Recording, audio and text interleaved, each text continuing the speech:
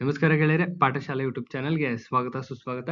ಈ ದಿನ ನಾವು ಚಿಕ್ಕಮಂಗ್ಳೂರು ಮತ್ತು Mandya DCC bank FDA SDA ಯಾವ್ಯಾವ ಎಕ್ಸಾಮ್ ಕಾಲಾಗಿದೆ ಎಲ್ಲ ಎಕ್ಸಾಮ್ಸ್ಗೂ ಆಗೋ ರೀತಿ ಮತ್ತು ನಿಮ್ಮ ಎಲ್ಲ ಎಕ್ಸಾಮ್ಸ್ಗೂ ಕನ್ನಡ ಆಗುತ್ತೆ, ಕೋಆಪರೇಟಿವ್ ಆಗುತ್ತೆ, ಇಂಗ್ಲಿಷ್ ಆಗುತ್ತೆ, ಕಾನ್ಸ್ಟಿಟ್ಯೂಷನ್ ಆಗುತ್ತೆ, GK ಆಗುತ್ತೆ. ಇದಿಷ್ಟು ಸಬ್ಜೆಕ್ಟ್ಸು ಬೇರೆ ಎಲ್ಲ ಎಕ್ಸಾಮ್ಸ್ಗೂ ಆಗುತ್ತೆ. ನಿಮ್ಮ ತಲೆಯಲ್ಲಿರಲಿ, ಎಲ್ಲ ಎಕ್ಸಾಮ್ಸ್ KEA ಪ್ಲಸ್ KPSC ಯಾವುದೇ ಎಕ್ಸಾಮ್ ಕಾಲ್ ಮಾಡಿದ್ರು ಸಿಲೆಬಸ್ ತೆಗೆದು ನೋಡ್ರಿ. ಕನ್ನಡ ಓದಲೇಬೇಕು, ಕೋಆಪರೇಷನ್ ಇಂಟ್ರೊಡ್ಯೂಸ್ ಮಾಡಿದ್ದಾರೆ, ಇಂಗ್ಲೀಷು ನಿಮ್ಮ ಕಮ್ಯುನಿಕೇಶನ್ ಪೇಪರ್ಲಿದೆ, ಕಾನ್ಸ್ಟಿಟ್ಯೂಷನ್ ಓದಬೇಕು, GK ಓದಲೇಬೇಕು. ಇದಿಷ್ಟು ಎಲ್ಲ ಪೇಪರ್ಗೂ ಇದೆ. ಬಟ್ ನಿಮ್ಮ DCC ಬ್ಯಾಂಕ್ಗಳಿಗೆ ಎಕ್ಸ್ಕ್ಲೂಸಿವ್ ಆಗಿದೆ. ಅಲ್ಲಿ ಎಲ್ಲ ಒಂದು ಸೆಗ್ಮೆಂಟ್ ಒಂದು 15 ಮಾರ್ಕ್ಸ್ ಬರೋ ರೀತಿ ಇದೆ. ಸೊ ಹೇಳ್ತಾ ಇದ್ದೀನಿ, ಇದೆಲ್ಲ ಇಂಪಾರ್ಟೆಂಟ್, ತೀರಾ ಇಂಪಾರ್ಟೆಂಟ್ ಆಗಿರುವಂಥ ಮ್ಯಾಟರ್ಸ್ ಅಷ್ಟೇ ಕೊಡ್ತಾ ಇರೋದು, ಬಂದೇ ಬರ್ತವೆ ಅನ್ನೋವಂಥದ್ದು. ಮೋಸ್ಟ್ ರಿಪೀಟೆಡ್ ಯಾವ್ಯಾವ ಇದಾವೆ, ಸಿಲೆಬಸ್ಸು ಕವರ್ ಆಗಬೇಕು, ಮೋಸ್ಟ್ ರಿಪೀಟೆಡ್ ಇರ್ಬೇಕು, ಆ ಥರ ಸ್ಕೀಮ್ ಆ ಥರ ಪ್ಲಾನ್ ಮಾಡಿದ್ವಿ. ಸೊ 60 ಡೇಸಲ್ಲಿ ಯಾವ ಥರ ಕ್ಲಿಯರ್ ಮಾಡ್ಬೋದು ಅಂತ ನೋಡ್ತಾ ಹೋಗೋಣ. ಯಾರೆಲ್ಲ ಚಾನಲ್ ಸಬ್ಸ್ಕ್ರೈಬ್ ಆಗಿಲ್ಲ, ಸಬ್ಸ್ಕ್ರೈಬ್ ಆಗಿ ಇಮಿಡಿಯೇಟ್ಲಿ ವಿಡಿಯೋನ ಶೇರ್ ಮಾಡಿ ಅಂತ ಹೇಳ್ತಾ ವಿಡಿಯೋ ಒಳಗಡೆ ಹೋಗೋಣ ಬನ್ನಿ. ಫಸ್ಟ್ ಕನ್ನಡ ಸೆಗ್ಮೆಂಟ್ ನೋಡೋಣ. ಫಸ್ಟ್ ಕನ್ನಡ ನೋಡ್ತಾ ಹೋಗೋಣ. ಕನ್ನಡ ಇದ್ರ ಮೇಲೆ ಒಂದು ಕ್ವಶನ್ ಡೆಫಿನೆಟ್ ಆಗಿ ಇದ್ದೇ ಇರುತ್ತೆ. ಹಳೆ ಪೇಪರ್ಸ್ನ ತೆಗೆದು ನೋಡಬೇಕು, ನೋಡ್ಬಿಟ್ಟು ಆಮೇಲೆ ಹೇಳ್ಬೇಕು. 100% ಇದು ಬಂದೇ ಬರುತ್ತೆ. ಇದ್ರ ಮೇಲೆ 1 ಮಾರ್ಕ್ ಬರೆದಿಟ್ಕೊಳ್ಳಿ. ಈ ಟಾಪಿಕ್ ಮೇಲೆ 1 ಮಾರ್ಕ್ ಗ್ಯಾರಂಟಿ ಬಂದೇ ಬರುತ್ತೆ. ಕರ್ನಾಟಕದ ಪ್ರಥಮಗಳ ಮೇಲೆ ಎಲ್ಲ ಎಕ್ಸಾಮ್ಸ್ ನೀವು ಯಾವ್ದಾರ ತಗೋಬಹುದು, 1 ಮಾರ್ಕ್ಸ್ ಗ್ಯಾರಂಟಿ ಇರುತ್ತೆ. ನೋಡ್ತಾ ಹೋಗೋಣ. ಉಪಲಬ್ಧವಿರ್ತಕ್ಕಂಥ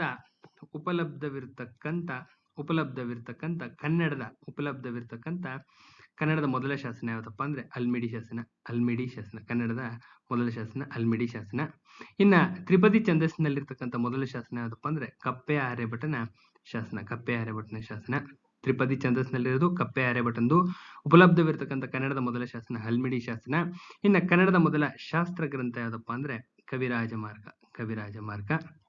ಇನ್ನು ಕನ್ನಡದ ಮೊದಲ ಕಾವ್ಯ ಯಾವ್ದಪ್ಪ ಅಂದ್ರೆ ಆದಿಪುರಾಣ, ಸರಿಯಾದಂತ ಉತ್ತರ. ಇನ್ನ ಕನ್ನಡದ ಮೊದಲ ಕವಿಯತ್ರಿ ಮತ್ತು ವಚನಗಾರ್ತಿ ಯಾರು ಅಂತ ಕೇಳ್ತಾ ಇರ್ತಾರೆ. ಅಕ್ಕ ಮಹಾದೇವಿಯವರು. ಇಂಪಾರ್ಟೆಂಟ್, ಇದು ತೀರಾ ಇಂಪಾರ್ಟೆಂಟ್. ಇನ್ನ ಮೊದಲ ಅಚ್ಚಾದ ಕನ್ನಡದ ಕೃತಿ, ಇದು ಆಲ್ರೆಡಿ ಕೇಳ್ಬಿಟ್ಟಿದ್ದಾರೆ, ಸುಮಾರು ಸತಿ ಕೇಳಿದರೆ. A grammar of the Karnataka language ಅಂತ ವಿಲಿಯಂ ಕೇರಿ ಅವ್ರದ್ದು. The grammar of the Karnataka language William ಕೇರಿ ಅವ್ರದ್ದು. ಇನ್ನ ಕರ್ನಾಟಕದ 2ನೇ ಮುಸ್ಲಿಂ ಕವಿ ಯಾರಪ್ಪ ಅಂದ್ರೆ ಶಿಶುನಾಳ್ ಶರೀಫ್ ಸಾಹೇಬ್ರು. ಕರ್ನಾಟಕದ ಮೊದಲ ಮುಸ್ಲಿಂ ಕವಿ ಯಾರಪ್ಪ ಅಂದ್ರೆ ಚೆನ್ನೂರ ಜಲಾಲ್ ಸಾಬ ಅಂತ. ವೆರಿ ವೆರಿ ಇಂಪಾರ್ಟೆಂಟ್ ಇದು.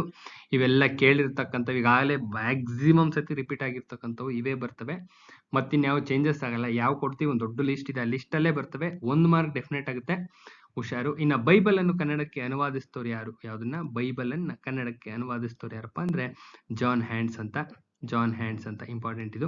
ಇನ್ನ ಕನ್ನಡದ ಮೊದಲ ಸಾಮಾಜಿಕ ಕಾದಂಬರಿ ಇಂದಿರಾಬಾಯಿ ಅಂತ. ಇನ್ನ ಮೊದಲ ಶೃಂಗಾರ ಕಾದಂಬರಿ ಶೃಂಗಾರ ಚತುರೋಲ್ಲಾಸಿನಿ ಗುಬ್ಬಿ ಮುರಿಗಾರಾಧ್ಯ ಅಂತ ಬರ್ದಿರೋದು. ಇನ್ನ ಕನ್ನಡದ ಮೊದಲ ವಿಶ್ವಕೋಶ ವಿವೇಕ ಚಿಂತಾಮಣಿ ನಿಜಗುಣ ಶಿವಯೋಗಿ ಅವ್ರದ್ದು. ಮೊದಲ ಗದ್ಯ ನಿಘಂಟು ಯಾವ್ದಪ್ಪ ಅಂದ್ರೆ ಕರ್ನಾಟಕ ಶಬ್ದಸಾರ ಅಂತ. ಇನ್ನ ಮೊದಲ ಆಯುರ್ವೇದ ಗ್ರಂಥ ಕರ್ನಾಟಕ ಕಲ್ಯಾಣಕಾರಕ ಅಂತ. ಇನ್ನ ಮೊದಲ ಜ್ಯೋತಿಷ ಗ್ರಂಥ ಜಾತಕ ತಿಲಕ ಅಂತ.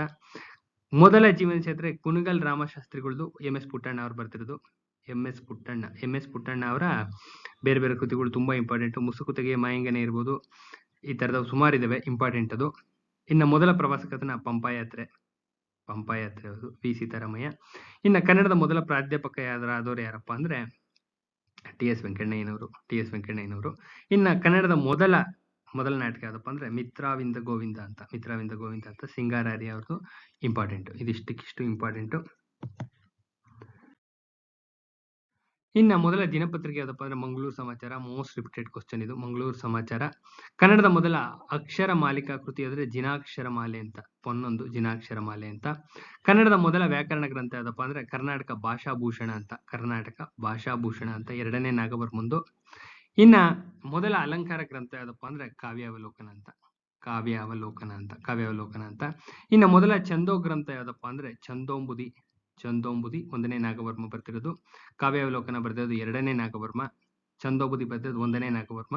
ಇನ್ನು ಮೊದಲ ಕಾಮಶಾಸ್ತ್ರ ಯಾವ್ದಪ್ಪ ಅಂದ್ರೆ ಮದನ ತಿಲಕ ಅಂತ ಚಂದ್ರರಾಜಂದು ಇಂಪಾರ್ಟೆಂಟ್.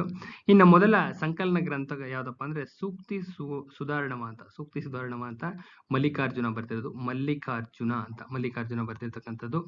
ಇನ್ನ ಮೊದಲ ಶತಕ ಕೃತಿ ಚಂದ್ರಚೂಡಾಮಣಿ ಅಂತ ನಾಗವರ್ಮಾಚಾರ್ಯ ಬರ್ತಿರ್ತಕ್ಕಂಥದ್ದು, ಅಂತ. ಇನ್ನ ಇಂಗ್ಲಿಷ್ ನಲ್ಲಿ ಮೊದಲ ಕನ್ನಡ ಸಾಹಿತ್ಯ ಚರಿತ್ರೆ ಯಾವ್ದಪ್ಪ ಅಂದ್ರೆ ಹಿಸ್ಟ್ರಿ ಆಫ್ ಕೆನರೀಸ್ ಲಿಟರೇಚರ್ ಅಂತ ಎಡ್ವರ್ಡ್ ಪೀಟರ್ಸನ್ ಬರ್ತಿರ್ತಕ್ಕಂಥದ್ದು. ಇನ್ನು ಮೊದಲ ಭಾಷಾಂತರಿತ ಕಾದಂಬರಿ ಬಂಕಿಂ ಚಂದ್ರರವರ ದುರ್ಗೇಶ್ ನಂದಿನಿ, ತೀರಾ ಇಂಪಾರ್ಟೆಂಟ್ ಇದು. ಸುಮಾರು ಸರಿ ಕೇಳಿದ್ರೆ 2016ರ ನಿಮ್ಮ ಗ್ರೂಪ್ ಸಿ ಇಂದ ಹಿಡಿದು ಸುಮಾರು ಸರಿ ರಿಪೀಟೆಡ್ ಕ್ವಶನ್ ಇದು. ಇನ್ನು ಪ್ರಥಮ ಕೀರ್ತನಕಾರ ಯಾರಪ್ಪ ಅಂದ್ರೆ ನರಹರಿ ತೀರ್ಥರು. ಇಷ್ಟು ಇಂಪಾರ್ಟೆಂಟ್. ಇನ್ನೂ ಇದಾವೆ. ನೆಕ್ಸ್ಟ್ ಇದ್ರಲ್ಲಿ ಕೊಡ್ತೀವಿ. ಈಗ ನೆಕ್ಸ್ಟ್ ನಾವು ಹೋಗ್ತಾ ಇರೋದು ಕೋಆಪರೇಟಿವ್ ಮೂವ್ಮೆಂಟ್ ಹೋಗ್ತಾ ಇದೀವಿ. ನೆನ್ನೆದರ ಕಂಟಿನ್ಯೂಷನ್ ಪಾರ್ಟ್ ಹೇಳಿದೀನಿ. ಡೆನ್ಮಾರ್ಕ್ ನಲ್ಲಿ ಸಹಕಾರ ಚಳುವಳಿಯು ಡ್ಯಾಶ್ ರಿಂದ ಪ್ರಾರಂಭವಾಗಿರುತ್ತಪ್ಪ ಅಂದ್ರೆ ಜನರ ಸ್ವಯಂ ಪ್ರೇರಣೆಯಿಂದ ಸ್ಟಾರ್ಟ್ ಆಗಿರುತ್ತೆ. ಜನರ ಸ್ವಯಂ ಪ್ರೇರಣೆಯಿಂದ ಪ್ರಾರಂಭ ಆಗಿರುತ್ತೆ. ಇನ್ನು 1879 ನಲ್ಲಿ ಹಾಲ್ನಿಂದ ನಿರಂತರವಾಗಿ ಕ್ರೀಮ್ ಅನ್ನು ಪ್ರತ್ಯೇಕಿಸತಕ್ಕಂತ ಒಂದು ಇದನ್ನ ನೀಲ್ಸನ್ ಅವರು ಕಂಡುಹಿಡಿತಾರೆ. ಡೆನ್ಮಾರ್ಕ್ನವರು. ಅವ್ರು ಎಲ್ಲಿಯವರು ಅಂತ ಕೇಳ್ತಾ ಇರ್ತಾರೆ. ಡೆನ್ಮಾರ್ಕ್ನವರು.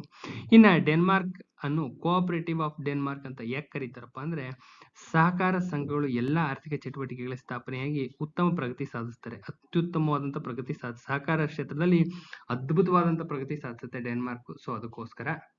ಇನ್ನ ಡೆನ್ಮಾರ್ಕ್ ದೇಶದ ಜನರ ಸ್ವಯಂ ಪ್ರೇರಣೆಯ ಸಹಕಾರ ಚಳುವಳಿ ಡ್ಯಾಶ್ ಕಾರಣ ಆಗುತ್ತಪ್ಪ ಅಂದ್ರೆ ಡೆನ್ಮಾರ್ಕ್ ದೇಶದ ಜನರ ಸ್ವಯಂ ಪ್ರೇರಣೆಯ ಸಹಕಾರ ಚಳುವಳಿಗೆ ಡ್ಯಾಶ್ ಕಾರಣ ಆಗುತ್ತಪ್ಪ ಅಂದ್ರೆ ಸಮಾನ ಪ್ರಮಾಣದ ಭೂ ಹಿಡುವಳಿ ಮತ್ತು ಒಳ್ಳೆಯ ಶಿಕ್ಷಣ ವ್ಯವಸ್ಥೆ. ಎಲ್ಲರಿಗೂ ಈಕ್ವಲ್ ಆಗಿ ಹಂಚ್ತಾರೆ ಅಂತ ಅದರ ಅರ್ಥ. ಭೂ ಹಿಡುವಳಿ ಅಂದ್ರೆ ಎಲ್ಲರಿಗೂ ಲ್ಯಾಂಡ್ ನ ಈಕ್ವಲ್ ಆಗಿ ಹಂಚ್ತಾರೆ ಅಂತ ಮತ್ತು ಒಳ್ಳೆ ಶಿಕ್ಷಣ ಕೊಡ್ತಾರೆ ಅಂತ.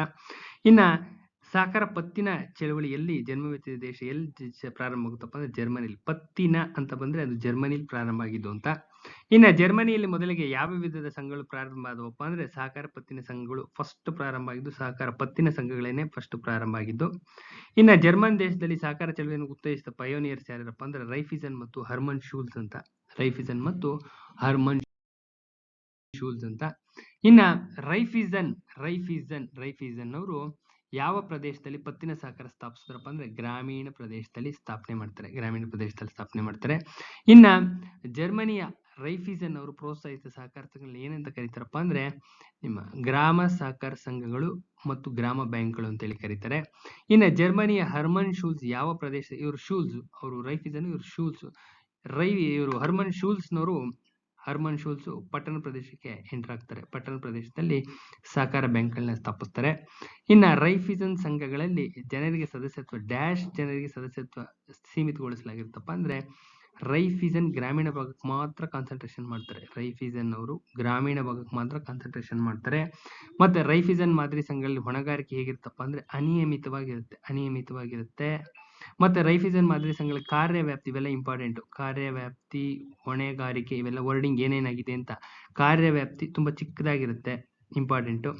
ಇನ್ನು ಹರ್ಮನ್ ಶೂಲ್ಸ್ ಬಗ್ಗೆ ನೋಡ್ತಾ ಹೋಗೋದಾದ್ರೆ ಇವರು ಎಲ್ಲಿಗೆ ಸೀಮಿತಗೊಳಿಸಿರ್ತಾರಪ್ಪ ಅಂದ್ರೆ ಪಟ್ಟಣ ಪ್ರದೇಶಕ್ಕೆ ಸೀಮಿತಗೊಳಿಸಿರ್ತಾರೆ. ಪಟ್ಟಣ ಪ್ರದೇಶಕ್ಕೆ ವ್ಯಾಪಾರಸ್ಥರು ಮತ್ತು ಮಧ್ಯಮ ವರ್ಗದ ಕುಶಲಕರ್ಮಿಗಳಿಗೆ ಇವರು ಇದನ್ನ ಸ್ಟಾಪ್ ಮಾಡಿರ್ತಾರೆ. ಇನ್ನ ಭಾರತದ ಸಹಕಾರ ಚಳವಳಿ ಆರಂಭವಾಗಲು ಮುಖ್ಯ ಕಾರಣ ಏನಪ್ಪಾ ಅಂದ್ರೆ ಖಾಸಗಿ ಲೇವಾದೇವಿಗಾರರು ರೈತರನ್ನ ಶೋಷಣೆ ಮಾಡ್ತಿರ್ತಾರೆ. ಇದೇ ಕಾರಣಕ್ಕೆ ಪ್ರಾರಂಭ ಆಗುತ್ತೆ. ಇನ್ನ ಕಾನ್ಸ್ಟಿಟ್ಯೂಷನ್ ನೋಡ್ತಾ ಹೋಗೋಣ. ಈಗ ಕಾನ್ಸ್ಟಿಟ್ಯೂಷನ್ ಏನಿದ್ರೆ ಕಂಟಿನ್ಯೂಷನ್ ಪಾರ್ಟ್ ಇಂಪಾರ್ಟೆಂಟ್. ಸಂವಿಧಾನ ಸಭೆಯನ್ನು ಇದರ ಅಡಿಯಲ್ಲಿ ಸ್ಥಾಪಿಸಲಾಯ್ತಪ್ಪ ಅಂದ್ರೆ ಕ್ಯಾಬಿನೆಟ್ ಮಿಷನ್ ಪ್ಲಾನ್ ಅಡಿಯಲ್ಲಿ ಸ್ಥಾಪನೆ ಮಾಡ್ತಾರೆ. ಸಂವಿಧಾನದ ಮೊದಲ ಕೈ ಲಿಖಿತ ನಕಲನ್ನ ಯಾರ ಮಾರ್ಗದರ್ಶನದಲ್ಲಿ ಬರೆಯಲಾಯ್ತಪ್ಪ ಅಂದ್ರೆ ನಂದಲಾಲ್ ಬೋಸ್ ಅವರ ಮಾರ್ಗದರ್ಶನದಲ್ಲಿ ಬರೆಯಲಾಗುತ್ತೆ. ಇನ್ನು ಭಾರತೀಯ ಸಂವಿಧಾನದ ಕರಡು ರಚನಾ ಸಮಿತಿಯ ಅಧ್ಯಕ್ಷರು ಅಂಬೇಡ್ಕರ್. ಇಷ್ಟೇ ಬೇಕಾಗಿದೆ, ಒಂದೇ ಒಂದು ಪಾಯಿಂಟ್. ಕರಡು ರಚನಾ ಸಮಿತಿ ಅಂದ್ರೆ ಅಂಬೇಡ್ಕರ್. ಇನ್ನು ಸಂವಿಧಾನ ರಚನಾ ಸಮಿತಿಯನ್ನು ಯಾವಾಗ ಸ್ಥಾಪಿಸಲಾಯ್ತಪ್ಪ ಅಂದ್ರೆ 1946 ಅಲ್ಲಿ.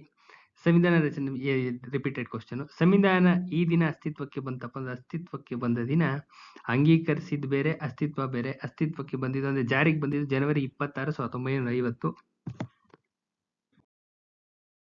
ಇನ್ನ ಇವುಗಳಲ್ಲಿ ಯಾರು ಸಂವಿಧಾನ ರಚನಾ ಸಭೆಯ ಮೂಲಭೂತ ಹಕ್ಕುಗಳ ಉಪಸಮಿತಿಯ ಅಧ್ಯಕ್ಷರಾಗಿದ್ರು? ಇಷ್ಟೇ ಬೇಕಾಗಿರೋದು, ಮೂಲಭೂತ ಹಕ್ಕುಗಳ ಉಪಸಮಿತಿಯ ಅಧ್ಯಕ್ಷರು ಅಂದ್ರೆ ಕೃಪಲಾನಿಯವರು. ಇವರಲ್ಲಿ ಯಾರು ಸಂವಿಧಾನ ರಚನಾ ಸಮಿತಿಯ ಸಭೆಯಲ್ಲಿ ಕಮ್ಯುನಿಸ್ಟರನ್ನು ಪ್ರತಿನಿಧಿಸಿದ್ದು ಸೋಮನಾಥ ಲಾಹಿರಿ. ಇಷ್ಟೇ ಬೇಕಾಗಿರೋದು. ಇನ್ನು ಸಂವಿಧಾನ ರಚನಾ ಸಭೆಯನ್ನು ಸ್ಥಾಪಿಸಲು ಕೆಳಕಂಡವುಗಳಲ್ಲಿ ಯಾವುದು ಕಾರಣ ಆಗಿತ್ತಪ್ಪ ಅಂದ್ರೆ, ರಚನಾ ಸಭೆ ಸ್ಥಾಪನೆ ಆಗ್ಲಿಕ್ಕೆ ಕಾರಣ ಏನಪ್ಪಾ ಅಂದ್ರೆ, ಇದು ಭಾರತೀಯ ನಾಯಕರು ಹಾಗೂ ಬ್ರಿಟಿಷ್ ಕ್ಯಾಬಿನೆಟ್ ಆಯೋಗದ ಸದಸ್ಯರ ನಡುವಿನ ಮಾತುಕತೆಗಳ ಫಲವಾಗಿತ್ತು. ಇದು ಇಂಪಾರ್ಟೆಂಟ್, ಅಷ್ಟೇ ಬೇಕಾಗಿರೋದು. ಇನ್ನು ಇದು ಯಾವ್ದಿದು ಕ್ರೋನಾಲಜಿಕಲ್ ಆರ್ಡರ್ಗೆ ಫಸ್ಟ್ ಸೈಮನ್ ಆಯೋಗ, ನೆಕ್ಸ್ಟ್ ಕ್ರಿಪ್ಸ್ ಆಯೋಗ, ಮೂರನೇದು ಕ್ಯಾಬಿನೆಟ್, ನಾಲ್ಕನೇದು ಮೌಂಟ್ ಪ್ಯಾಟರ್ನ್. ಸಿಂಪಲ್ ಆಗಿದೆ ಅದು.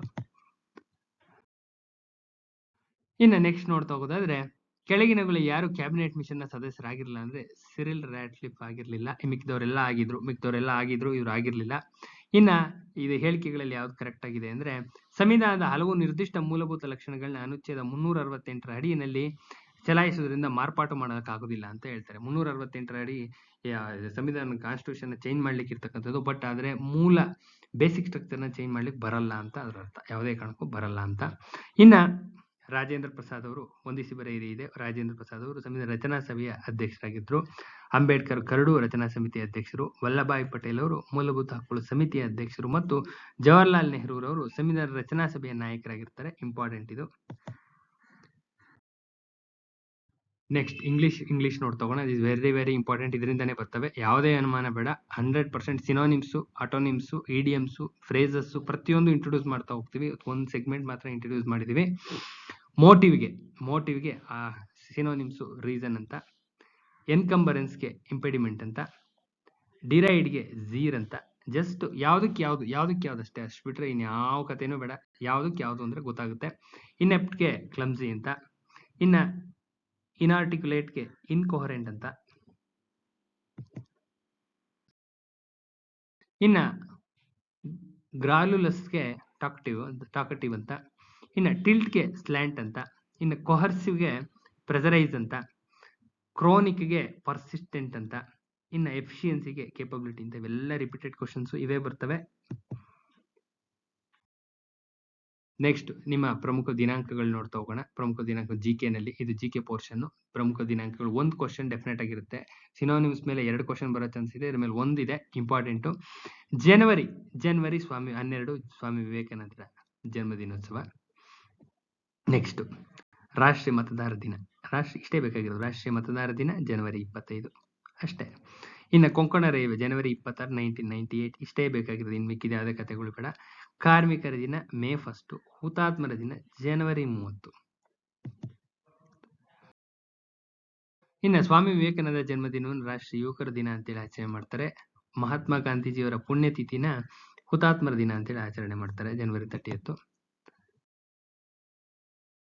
ಇಲ್ಲಿಗೆ ವಿಡಿಯೋ ತುಂಬಾ ಲೆಂತಿ ಆಗುತ್ತೆ. ಇಲ್ಲಿಗೆ ವಿಡಿಯೋನ ಸ್ಟಾಪ್ ಮಾಡ್ತಾ ಇದ್ದೀನಿ. ದಯವಿಟ್ಟು ಯಾರೆಲ್ಲ ತುಂಬಾ ಅಥೆಂಟಿಕೇಟೆಡ್ ಕಂಟೆಂಟ್ ಇದೆ ನಿಮ್ಮ ಚಿಕ್ಕಮಂಗ್ಳೂರು DCC ಪ್ಲಸ್ ಎಲ್ಲ ಎಕ್ಸಾಮ್ಸ್ಗೂ. ಚಿಕ್ಕಮಂಗ್ಳೂರು DCC ಅಂತೂ ತುಂಬಾನೇ 160+ ಆರಾಮ್ಸೆ ಬರುತ್ತೆ. ಇದನ್ನ ಜಸ್ಟ್ ಫಾಲೋ ಮಾಡಿ. ಏನಿದೆ ಅದನ್ನ ಅಚ್ಚುಕಟ್ಟಾಗಿ ನೋಟ್ಸ್ ಮಾಡ್ಕೊಂಡು ಓದ್ಕೊಂಡು ಹೋಗ್ಬಿಡಿ, ಅಷ್ಟೇನೆ ವರ್ಕೌಟ್ ಆಗುತ್ತೆ. ಬೇಕಾದ್ರೆ ಪ್ರೀವಿಯಸ್ ಇಯರ್ ತೆಗೆದು ನೋಡಿ ಯಾವ ತರ ರಿಪೀಟ್ ಆಗಿದೆ, ಏನಾಗಿದೆ, ಎಲ್ಲ ಪ್ರಾಬಬಿಲಿಟಿ ಚೆಕ್ ಮಾಡಿದೀವಿ ಅಂತ ಹೇಳ್ತಾ ವಿಡಿಯೋನ ಎಂಡ್ ಮಾಡ್ತಾ ಇದ್ದೀನಿ. ನಾಳೆ ಇನ್ನೊಂದು ವಿಡಿಯೋ ಜೊತೆ ಭೇಟಿ ಆಗ್ತೀನಿ. ಅಲ್ಲಿವರೆಗೆ ನಮಸ್ಕಾರ.